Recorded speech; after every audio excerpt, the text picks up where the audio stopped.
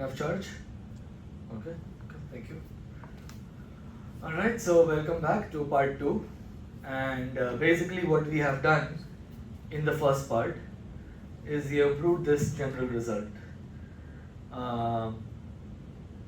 This is basically what it is. You take a bunch of non-removable edges incident at one vertex, little a. Then you have this drawing. And basically everything follows from what we did in part 1. Right? Just apply to two edges at a time, and bi intersection bj is empty for every I not equal to j, and ai intersection aj is empty for every I not equal to j. So you have this drawing. All of these sets, all of these so-called certificates are disjoint. Right? We need the assumption that the degree of A is at least 3. Right? Because for Bi and Bj to be disjoint, we will choose a perfect matching that neither contains ABI nor ABJ. Right? So you apply to each pair, you will get that all of these sets are disjoint. Right? So you have this very nice drawing. Observe that we have these conditions. The graph induced by AI union Bi is matching covered. That comes from 8.2. Graph induced by A1 union B1 was matching covered. Right? So we get this, and we also get that the only edge going from the set Bi to A minus Ai is the edge ABI, where I is between 1 and R. Yeah. So in this, if you put that A, B1 and A2 are removable edges, and A has degree greater than equals to 3. Non-removable edges. Sorry, Yeah. non-removable edges. Yeah. And we have this edge AB, where B is either B1 or B2, and we look at a perfect matching that contains that edge, and therefore it does not contain any other edge. So if your BD is equals to BR. Good. That's fine. For Bi and Bj, I will take an edge that is ABK, where K is neither I nor J. Right? So the argument, so the point, yeah, so that's a very good point. The fact that for distinct I and J between 1 and R, the fact that Bi and Bj are disjoint, that just requires one more edge. That could be any other edge. Right? We never said anything about the edge AB. We had AB1 and AB2, and we said take a perfect matching that contains neither AB1 nor AB2. That was the point we used. So that is true, because the degree is at least 3. So for every I comma j, there is a perfect matching that does not contain ABI and ABJ. Right? And that basically shows that the sets are disjoint.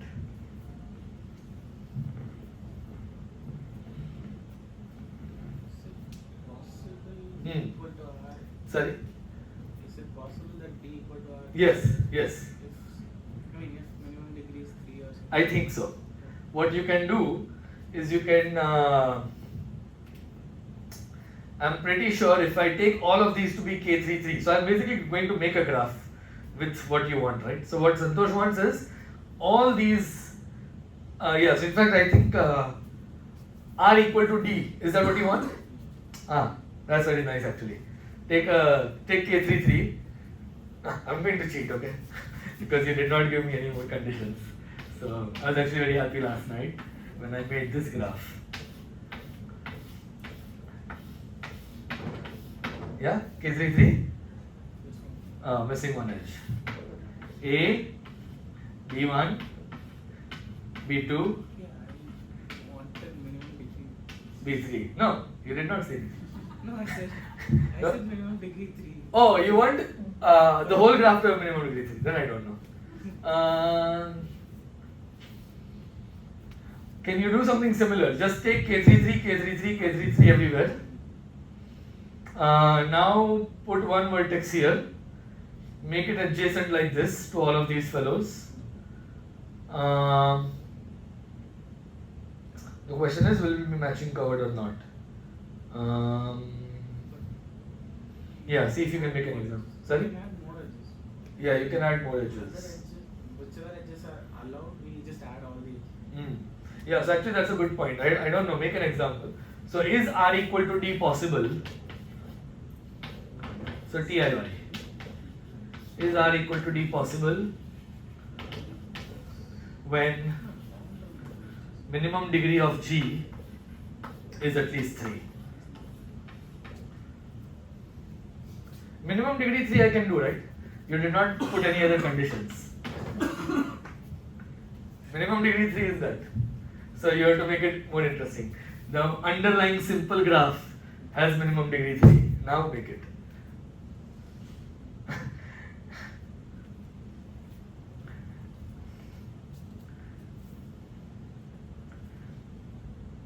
Oh, that also we can do, right? I buy subdivide again.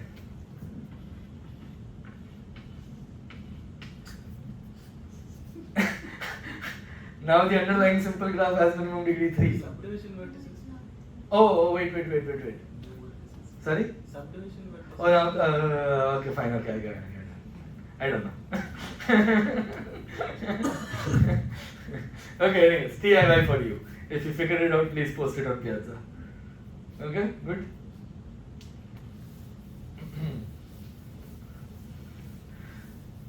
But yeah, in general, I think the point is, in general, for bipartite matching chord graphs, you get a lot of removable edges.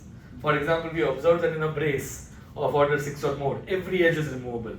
So, it is possible that if you put some reasonable conditions, you will get R is strictly less than D. I'm not sure what that is, yeah. Maybe it is in the exercises. Yeah? Okay?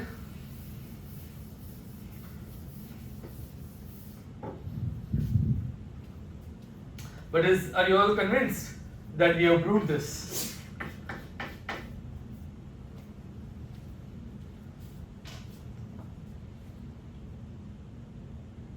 Yeah?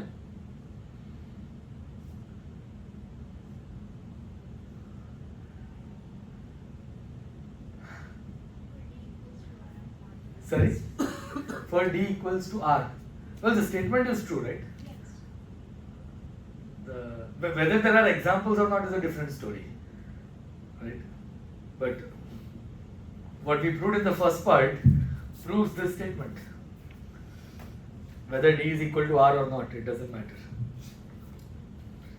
Observe that we have no idea what this graph looks like. In fact, if you take the bisubdivision of K33 that I just drew, you can make this graph disconnected. In fact, what will happen is AB1, AB2, AB3, and there will be more vertices here, but A will have no neighbors here. So this graph will actually be disconnected in that example by subdivision of K33. So the first graph, we have no idea what this graph looks like. We just know it is a bipartite graph where cardinality of A0 is equal to cardinality of B0. For all these others, we know they are matching covered. It might not be matchable also. Yeah. In the K33 case, you will get not matchable. D is not equal to R, then it's matchable. If D is Not equal to R. D is not equal to R, then it is matchable. Yeah, okay. Because then I can take a perfect matching containing this edge, and that will not contain any of these other edges. So therefore, it will be a perfect matching. All these vertices will match here. Yeah, so that's a good point. If D is greater than R, then in fact the first graph is matchable. But in the bisubdivision of K33, I think I drew the whole drawing yesterday, last night, and I got this. Basically this was a degree 0 vertex in this graph. So it was disconnected in particular. So if D equals to R, then the graph will not be matchable because then there will be no other this A not B not graph. Yes, if D is equal to R, then this graph will definitely not be matchable. In fact, it will have an isolated vertex. And if D is strictly greater than R, then this graph is matchable. Yeah. Right? Yeah, so one unfortunate thing, I have used this result. I'm actually a big fan of this result. So this result is due to Lovász and Vempala. It's not a published result. So just to give you some history, this conjecture of Lovász that every brick has a B invariant edge, where B invariant means you delete the edge and the number of bricks does not change. That was a conjecture of Lovász. We will talk about this conjecture later in this part of the course. And in order to prove that conjecture, so the story goes that Lovász and Vempala had actually announced proof of this conjecture. I'm guessing they might have even given talks and all, but they never really published a proof. And eventually, Lovász actually wrote to Professor Murthy. I think Professor Murthy at some point even showed me some of the emails where Lovász was like, yeah, I don't know if we are going to write up and publish this. If you have a publishable proof, please go ahead and publish it. Right? So finally, the conjecture of Lovász was proved by Carvalho Lucchesi Murthy. Since Lovász and Vempala never really published, we don't really know if they had a completely correct proof of the statement or not. Right? But one of the very cool results in that manuscript, which they had shared with Lovász and shared with Professor Murthy, was contained this lemma. And I think I have actually used this result in my own PhD thesis. I've definitely mentioned it in the story in chapter 4 of my thesis. Whether I have used the result or not, I'm not able to recall right now. I think I have used it because otherwise I would have probably not even stated it, most likely. It's a pretty technical result, right? So why would I state it if I'm not going to use it? So I think I've probably even used it in some result in my PhD. The one unfortunate thing is it never occurred to me during my PhD that I should consider just two edges at a time. I always considered all R edges, and I would make this very complicated drawing, and I would keep trying to deal with all these sets at the same time and keep confusing myself. And last night I was like, why did I do that? I was like, I should just be considering two edges at a time. That thing improves all of these things. Why do you need this more complex statement in order to prove the statement? You don't need it. It is a corollary of what we just did in part 1. Yeah? So that's why I did not write down any statement. If you want, you can write the R equal to 2 version. That's that one. And in fact, in the proof, what they do is they apply lemma 8.2 to all these edges, AB1, AB2 up to ABR. Then they define the set A0 as capital A minus all of these sets, B0 as capital B minus all of these sets. And then they basically prove that Bi intersection Bj is empty and Ai intersection Aj is empty for all I not equal to j between 1 and R. And that's it. That's how they prove it. Right? So it's exactly the same thing we did.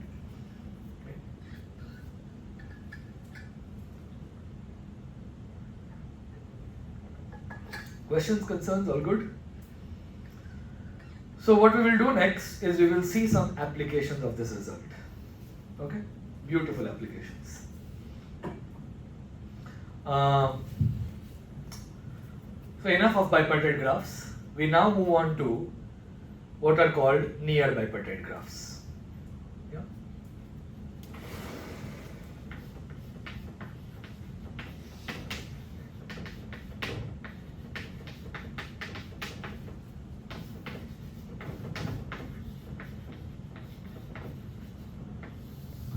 So when I say near-bipartite graph, I mean near-bipartite matching chord graph. That's the part of the definition.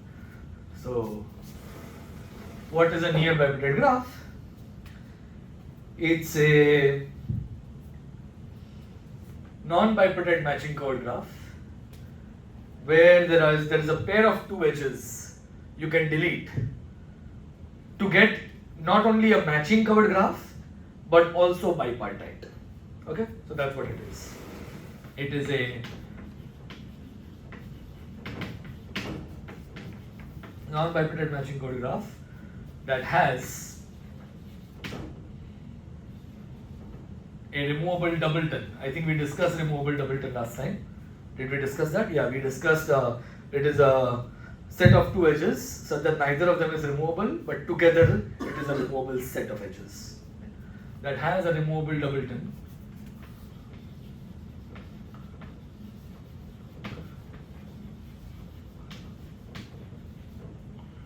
Let me just remind you later. R such that G minus R is bipartite. and removable doubleton is a pair E comma F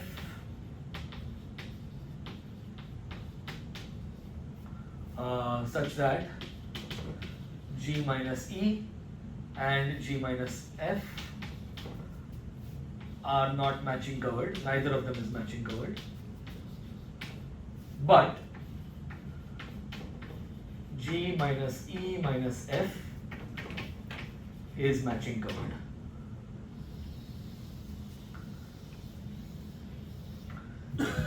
If you are seeing this definition for the first time, which is probably not the case for any of you, but well, might be the case for the audience in the YouTube, right? So, if you are thinking, well, why don't we just delete one edge to get a bipartite matching code graph?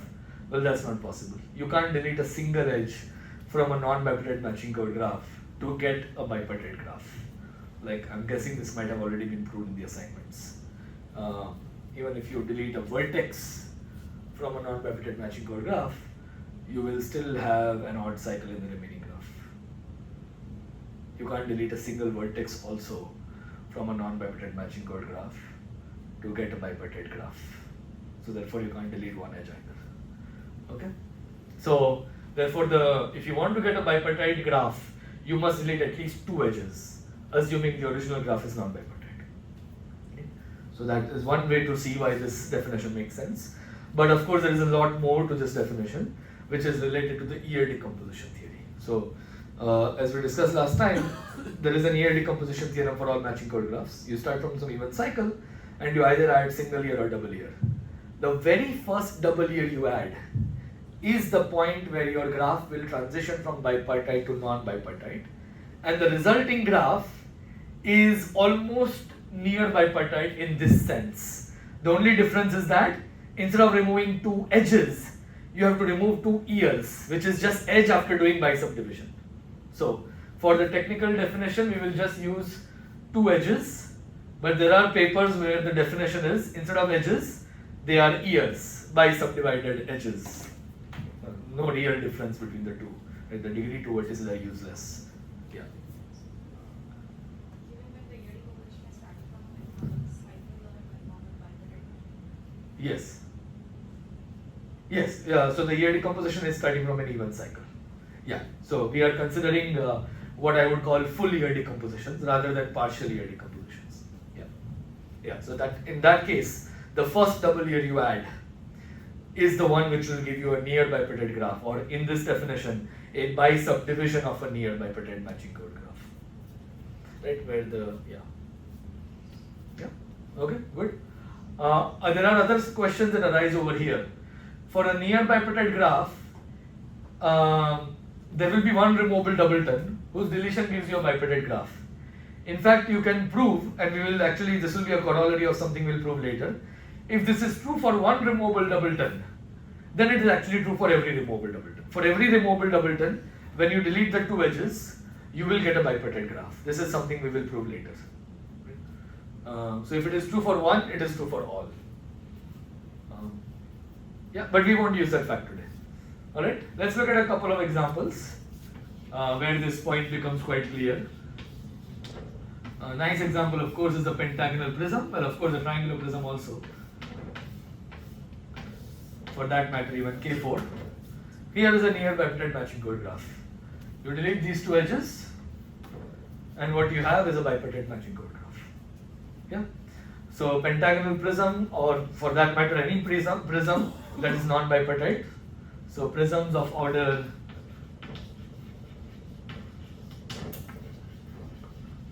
(4k plus 2) and Mobius ladders of order 4k.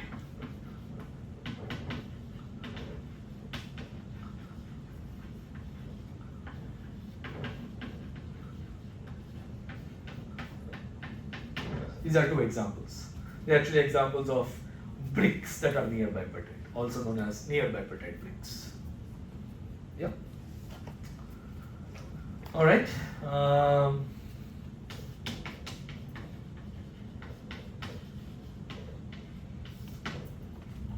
Okay.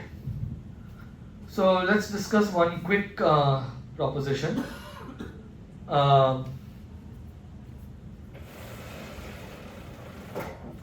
So supposing I have a near-bipartite graph.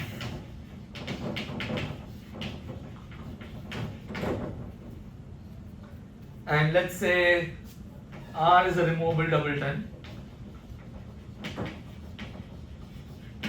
with this property.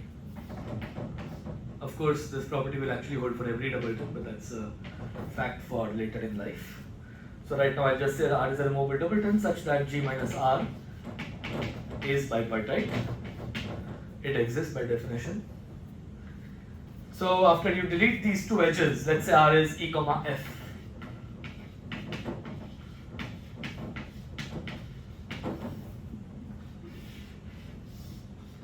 You get a bipartite matching covered graph. Okay, let's say this is your H, G minus R.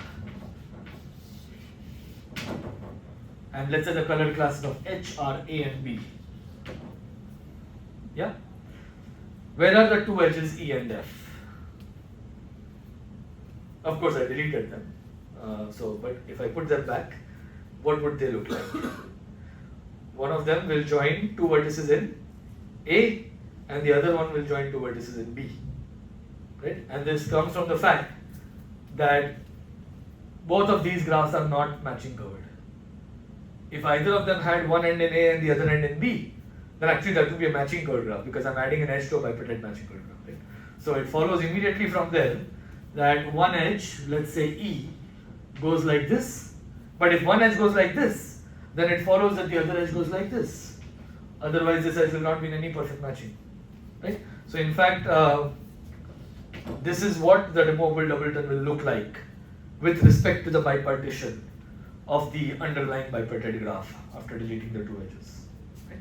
So this is, you can write it all down, and this is basically proposition 8.5.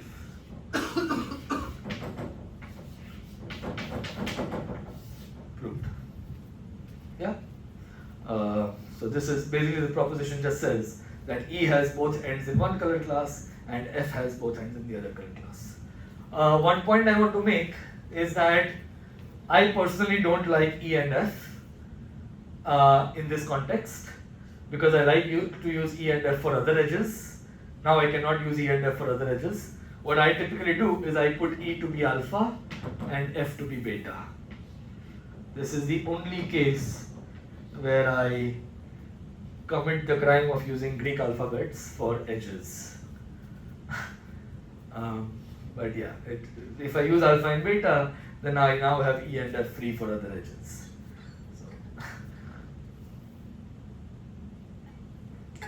Okay, so sometimes I may do that. Don't be shocked. And please don't use alpha beta for other types of edges. I mean, as far as possible, avoid, but there are cases where it makes sense. Okay. So what we will now do is we will see an application of Lovász-Vempala. Okay. In near-bipartite bricks, it turns out there are a lot of removable edges. In a sense, that is what we will prove next. Okay. Let me see what the statement is. I think for every vertex, at most two edges are not removable in the bipartite. Okay. I see. Yeah. Okay. So no. Actually, that's what I said is kind of not right.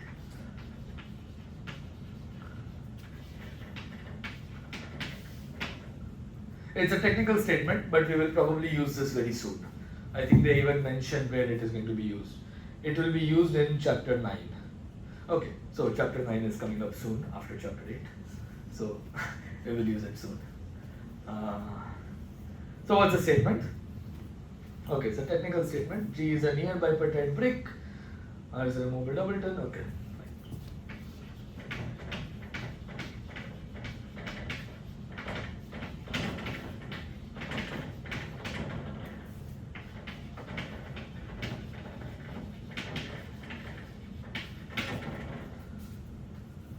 Yeah, such that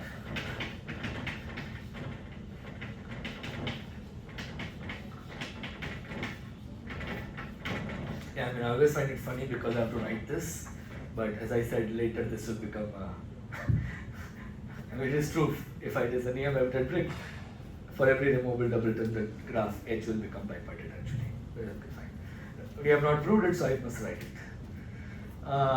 So then, take a vertex of G. Let V be any vertex of G whose degree is at least 3 in H.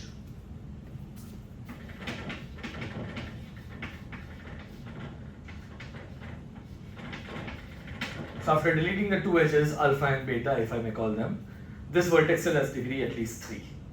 Okay, observe that in a brick, every vertex has degree at least 3. But when I remove the two edges, alpha and beta, at most 4 vertices can become degree 2 vertices. The remaining vertices will still be degree 3 or more. Okay, so that's one way to think about it. If your brick is large enough, then most vertices will satisfy this hypothesis, except 4 vertices. And degree 2 vertex is anyways not interesting. So what we are going to do is we are going to look at removability of these edges in partial of V in the graph H. Okay, so the statement is, out of these 3 or more edges incident at V, at most 2 can be non-removable. Then in H, partial of V contains at most 2 non-removable edges.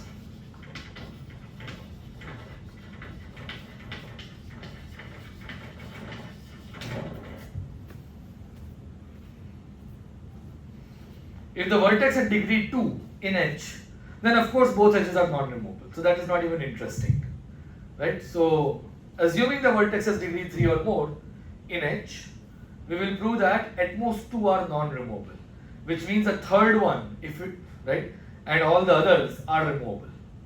So, right, if you don't like at most, you like at least. Yeah, you can make it that. Yeah, so we'll prove this statement. Let's see if we can look at one example. I want an example which is interesting. Let me not erase this. Let me erase this. Prism and Mobius ladders. I mean, we can look at this also, why not? Supposing this is my removable doubleton alpha, beta. So H is the bipartite graph I get after deleting these two edges. Let me color the bipartite graph as it should be colored.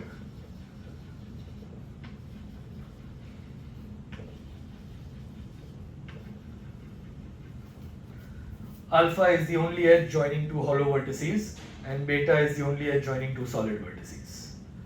The word solid is always a bit funny because now we have solid graphs, but we don't have solid vertices, so I can use it. Okay. Okay. Now consider any vertex V whose degree is 3 or more after deleting alpha and beta. That's true. Okay, so now let's delete alpha and beta.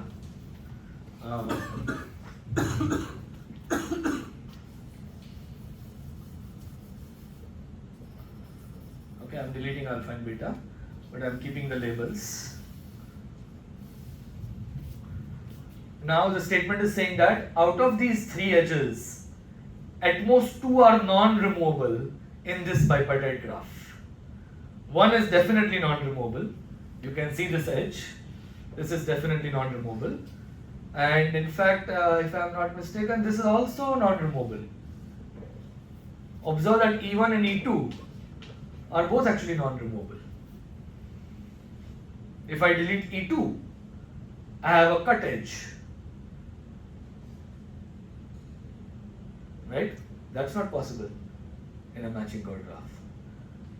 So E1 and E2 are non-removable. As per this statement, the third fellow better be removable. E3 is in fact removable. Yeah?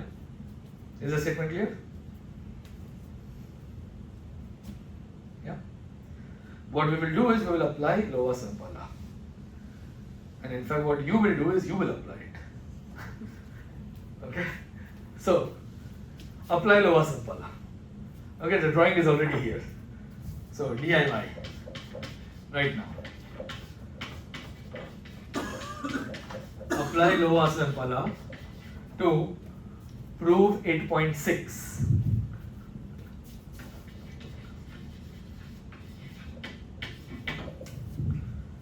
Supposing there are 3 or more non-removable edges, then you will get this drawing with 8 boxes. Make a drawing with 8 boxes. Right? I actually have drawn 8 boxes. You just have to pretend that there are no dots.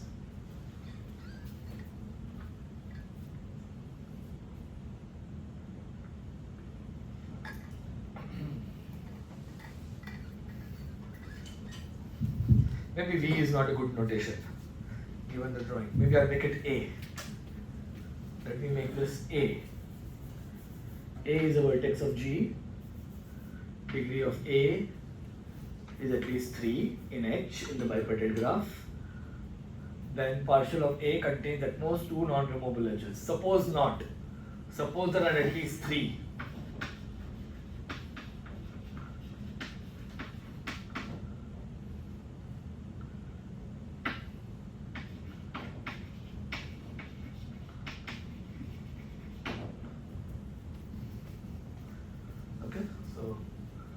So we will put 3 non-removable edges. A are equal to A3 and B are equal to B3. I want to mention one more subtle point here. It is not necessarily the case that all these are these are all the non-removable edges incident at A. I can take any subset of the non-removable edges incident at A and I can apply this lemma. Observe that we are not saying these are the only non-removable edges incident at A. So you can just take 3 non-removable edges and apply this lemma, even if you have 10 non-removable edges. Right? Okay, and let me put some vertices. 4, 1, 2, 3, 4, 1, 2, 3, 1, 2, 3, 1, 2, 3, 1, 2, 3. I don't know. 4. Okay, this is my graph H G minus R. Assume there are only 8 boxes.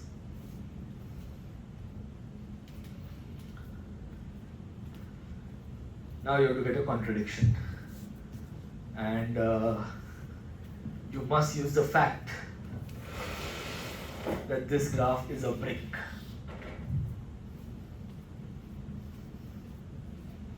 The original graph G is a brick. When you put alpha beta back into the picture, you should get a brick.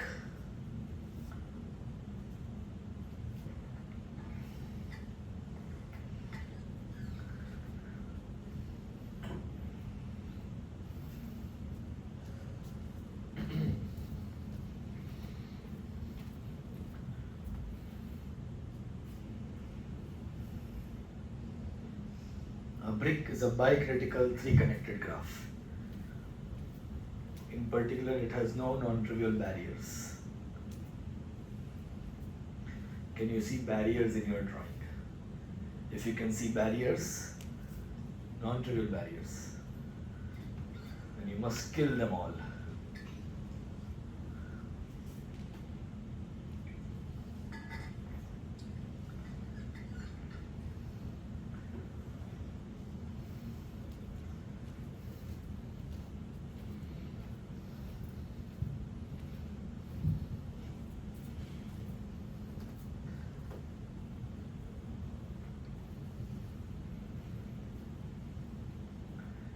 If you spot any non-trivial barrier, let me know in the graph H.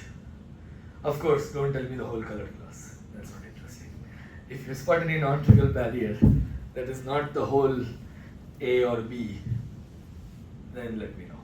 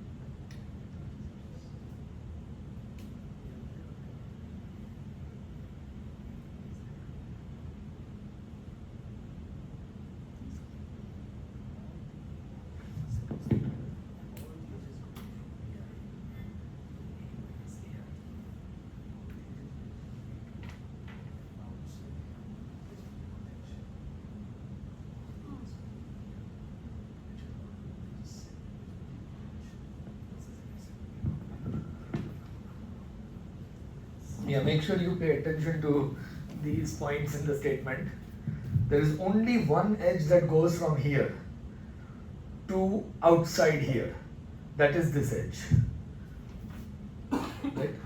Those points are very crucial to spot the non-trivial barriers.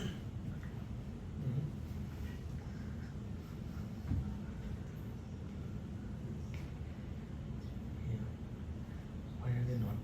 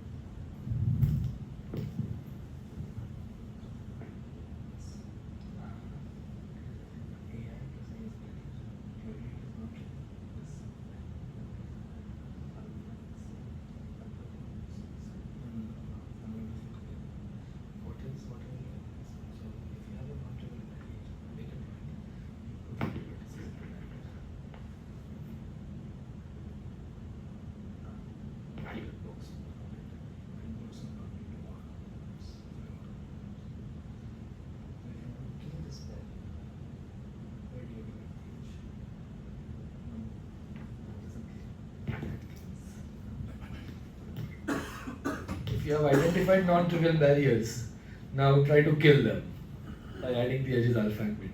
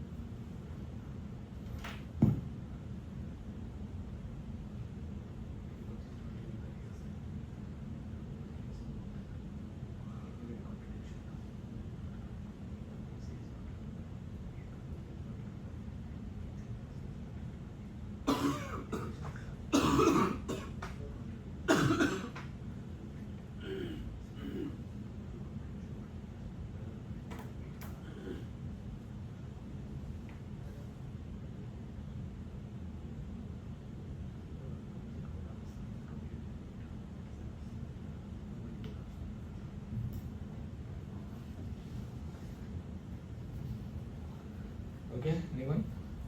Non-trivial barriers.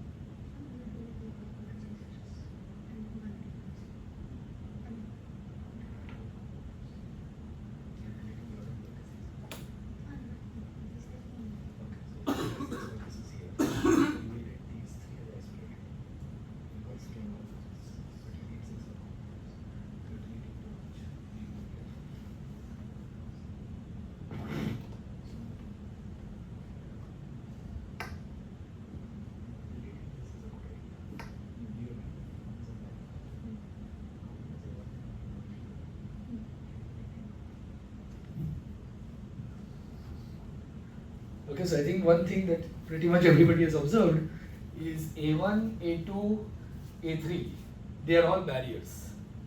If I delete the vertices of AI, each vertex in BI is isolated. That's great. The problem is it could be trivial. Not each. Each vertex in BI is isolated. But we. Oh, sorry, apart from little b1, good point. Each vertex except little b1 is isolated. So in particular, if there are k vertices, I have k minus 1 odd components, right? And therefore there will be a kth odd component. Yeah, that's fine.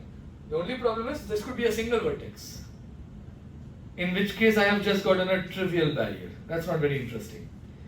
Can you do something to make it non-trivial? So yes, A1 is a barrier, A2 is a barrier, A3 is a barrier. Can you do something to make each of them non-trivial?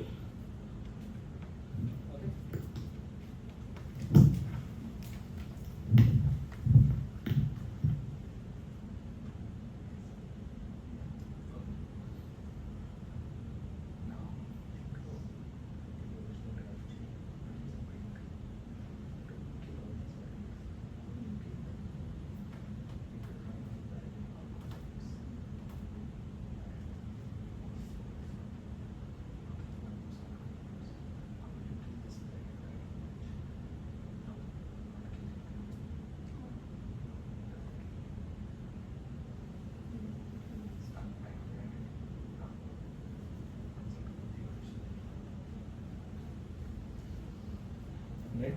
Next thing you want to think about is how to kill a barrier, right? And for this it is always good to make a drawing, right? Supposing this is your barrier, right? It's very tempting to think I will add an edge here or like this. Those won't kill barriers. Those will still keep barriers. To kill a barrier, you must add an edge joining two of the odd components obtained by deleting that barrier. Right? So, yeah, so I think pretty much everybody has figured out the non-trivial barriers. A1, A2, A3 are barriers. To make them non-trivial, include A. Now they are non-trivial, right? Observe that AI plus A is a non-trivial barrier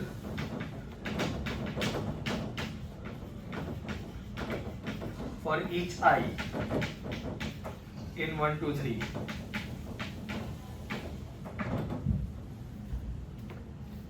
When you add the edges alpha, beta, you must kill all of these barriers. Will alpha help you in killing these barriers? Will alpha actually help you in killing these barriers? Alpha will not help you. Your friend is beta. Right? You are the alpha. Okay, so beta is the one who will help you to kill these barriers. Right? So I want you to now think about beta. Where are the ends of beta?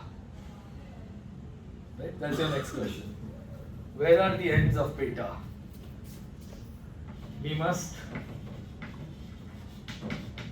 kill these barriers.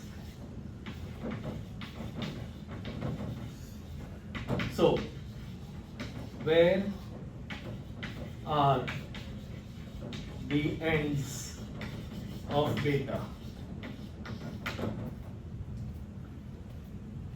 And another very innocuous question is how many ends does an edge have? Right?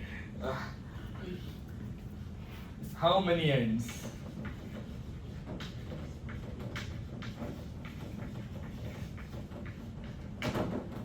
Right? That is also useful. You are not working with hypergraphs. Hyper with each edge being size 2.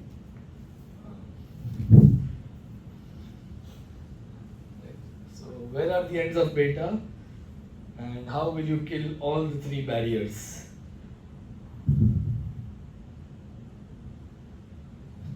See if you can now figure out. I want to kill this barrier, I want to kill this barrier, and I want to kill this barrier. Just add 1 beta and see how many barriers it kills. Right? If you are stuck, just add some edge beta and try to figure out how many of these 3 barriers did it kill.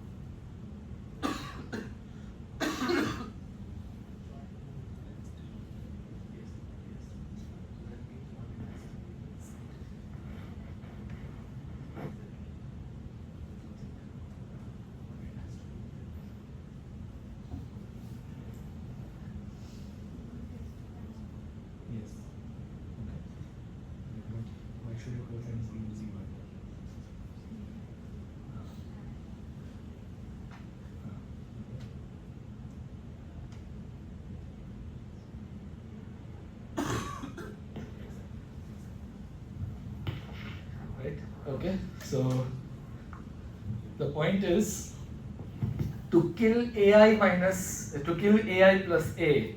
If you want to kill this barrier A1 plus little a,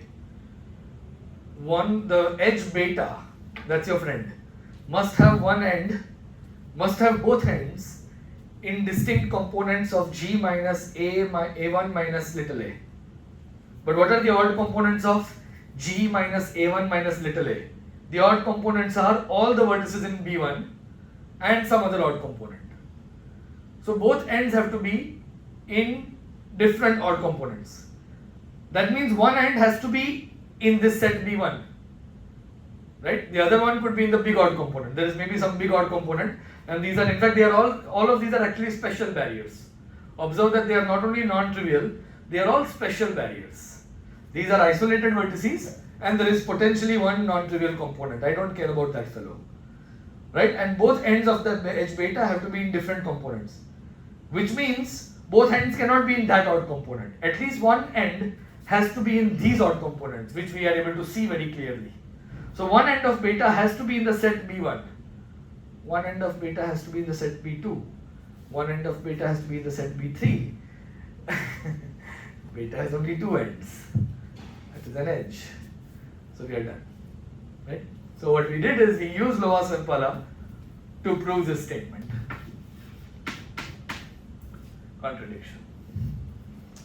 Good. So therefore there are at most two non-removable edges incident at any degree 3 vertex of the underlying bipartite graph. By underlying bipartite graph I mean G minus R for a fixed removable doubleton R. Yeah. Okay, so this is a nice application, but this will find more applications later, which is why we did it. But you can see the power of Lovász-Vempala through this little application. Yeah. Okay, so I think we can stop here recording. There is more story to come. And the next part that is coming up is the dependence relation. Removability is intrinsically tied to the dependence relation. And that is what we do tomorrow at 3 p.m. Thank you. We must stop recording.